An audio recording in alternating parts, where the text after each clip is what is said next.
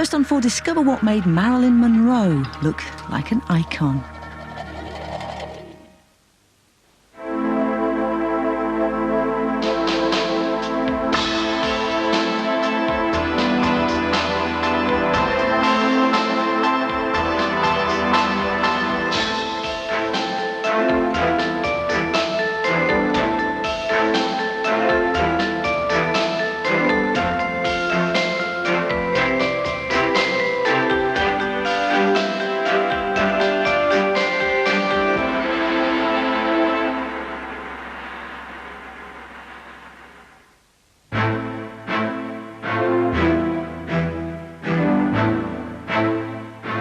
I think she's got the most beautiful smile, and I think she's got absolutely lovely eyes.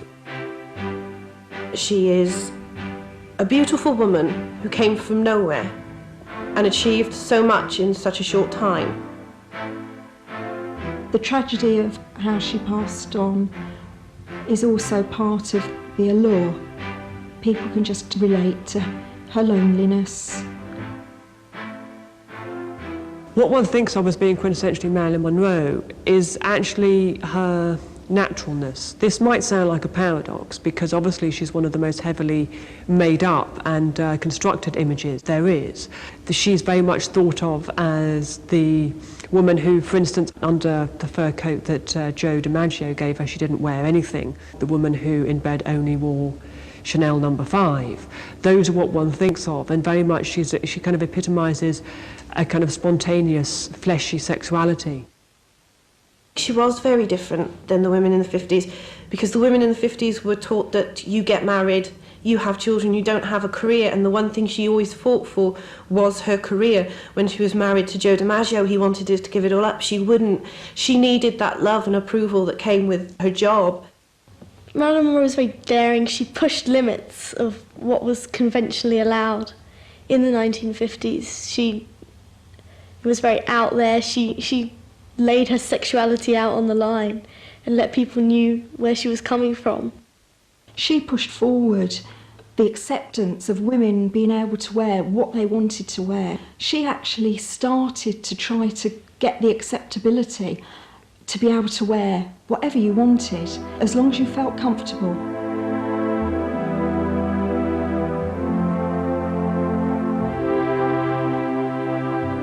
Her makeup look was very much one that she developed herself, and apparently she used to take about 3 hours to do her own makeup. Started off with building up layers of first Vaseline and then powder, Vaseline and then powder. And this is what she used to give that very sort of translucent, powdery look to her skin. Now that took about half an hour itself. And then she did what she called the Garbo eye, which was the purpley tone under the socket bone. And that was what gave her eyes that sort of half-closed look. And lashes, of course, were very, very important to her. There was the beauty spot, which had to be applied with a pinhead so that it was absolutely, completely fine. And the lips, very, very full and very scarlet. She would use hormone creams, and in the end she had a soft, downy hair on her face, which gave her a luminosity that actually made her shine in front of the camera. Marilyn Monroe's look was quite unique to her. Yes, there had been the blondes of Jane Mansfield and been the curls of Rita Hayworth, but her look was quite different because it was actually quite a short look. The hair was a set, which on a lot of people would have looked very ordinary, but she managed to make short hair look very glamorous. Like many movie stars of that era, her hair seemed to go blonder as she became more famous. She started off actually quite mousy. She then was more of a golden blonde, and towards the end she was actually a pure platinum white blonde, a bleach blonde. She actually could dress in such a way that always made the best of everything she had. She knew that she needed to wear light colours near to her face, which would again lift her face, brighten her face up. And she just knew what to wear, what to do in front of the camera so that she was actually a star. I think one of the things that informs the way in which we look at Marilyn Monroe and in a way interpret her beauty is the fact that we also know that her private life was an immensely troubled one. I mean, she's one of those stars who started off life in foster homes, orphanages. She wasn't brought up by her parents. She obviously suffered a lot of hardship. She then married someone who was a lot older than her when she was still in her mid-teens. Then people know that she had two quite short-lived marriages to Joe DiMaggio and Arthur Miller. She indicated she was going to have lots of children. She lost a couple of babies and that kind of thing. There's a real sense that she wanted a sort of life which was never going to be hers.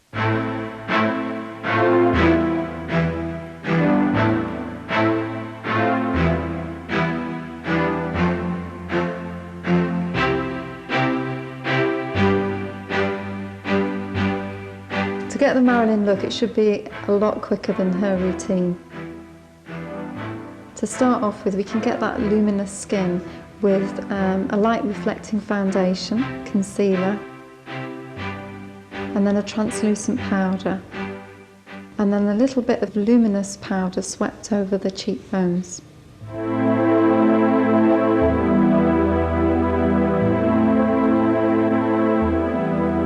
To get the sort of V-shaped eyebrows, you need to enhance your own eyebrows with some eyebrow pencil and just emphasise the arch of the brow. So you might need to remove a few little hairs from underneath that area. The eyes, now this is quite a work of art, so you need to use a liquid eyeliner along the top lashes.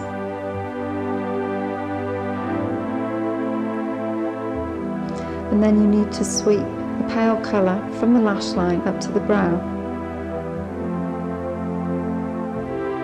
Then a little silvery highlighter under the brow.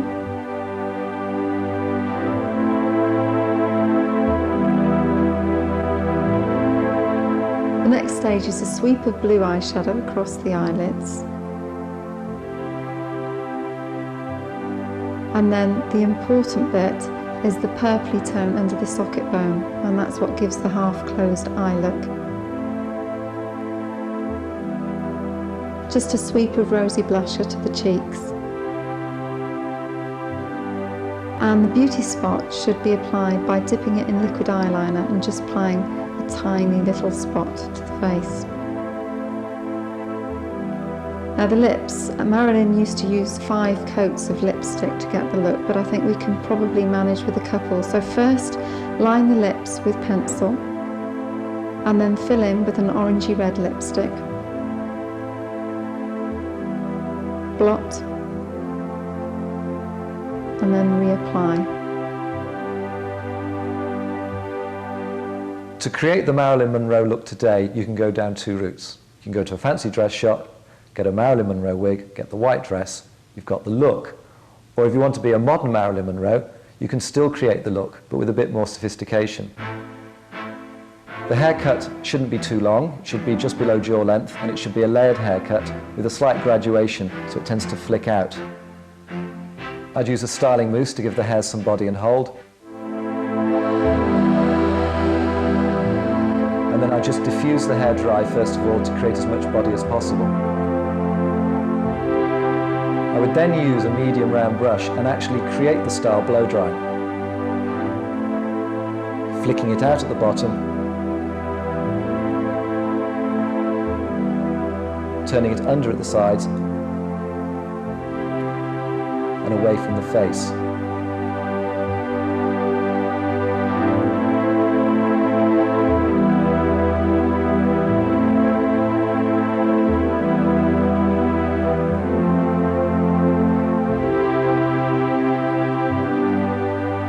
Once the hair's dry and in the basic shape, I would then use medium-sized Velcro rollers and put them in, away from the face, giving you lots of height at the crown and again flicking it back at the sides, up at the back. Once I put the rollers in, some hairspray on top to make the curl hold.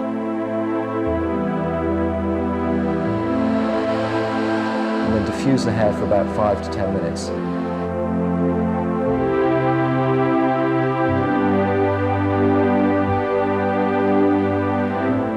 Take the rollers out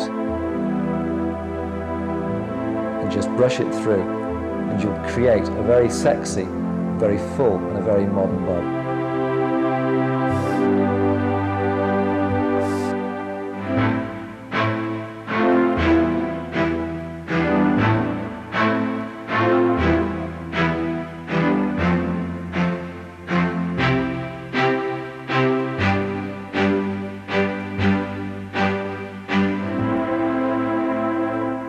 The fact that she died in 1962, there's a bit of a cliche, but it's also partly true that it's difficult to know where Marilyn Monroe would have gone, because she was curvy, she was fleshy, she was known for her provocative wiggle that you get at the beginning of Some Like It Hot, for example, and that so entices Tony Curtis. That you don't know where that would have gone in the era of Twiggy, the Shrimp, people like that. I mean, Marilyn Monroe wasn't one of those people who would readily have changed her look slavishly to follow fashion, I don't think. I think what Marilyn's star quality comes from is the sense that she's very beautiful, very sexy, but she's also got an innocent look about her, very vulnerable. So she never really angered women. Women felt that they could be her friend. You know, she makes you want to put your arms around her and tell her, it's all right, you know, things will work out. I think that's part of it, that she was so vulnerable but sexy at the same time, so she appealed to both men and women.